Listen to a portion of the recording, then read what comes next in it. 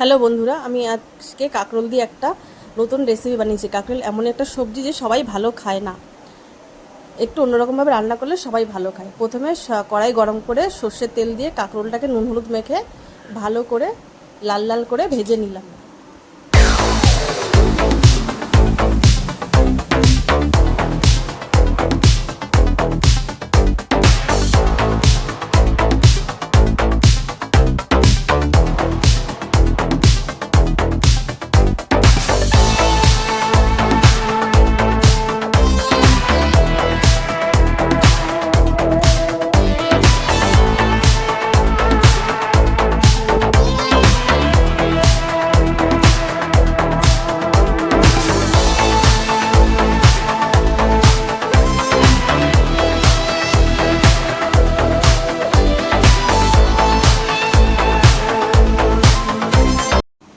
এবার কাঁকরোলটাকে নামিয়ে জিরে ফোড়ন দিতে হবে।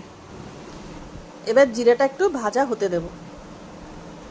এরপর ভাজা কাঁকরোলটা দিয়ে দেবো। এক এক করে ভাজা কাঁকরোল, নারকেলের দুধ,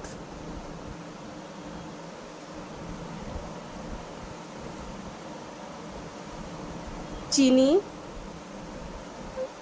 হলুদ, নুন আর এক্সট্রা কোনো জল দেবো না। এই নারকেলের দুধে যে জল আছে জলে কাঁকরোলটা সিদ্ধ হয়ে যাবে।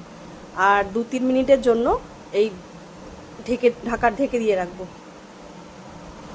এবার ঢাকনাটা তুলে 2-4টে চেরা কাঁচা লঙ্কা দিয়ে নাড়িয়ে চাড়িয়ে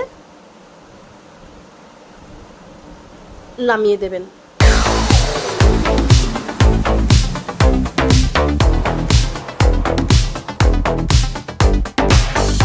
রেসিপিটা ভালো লাগলে লাইক, কমেন্ট, শেয়ার করে দেবেন।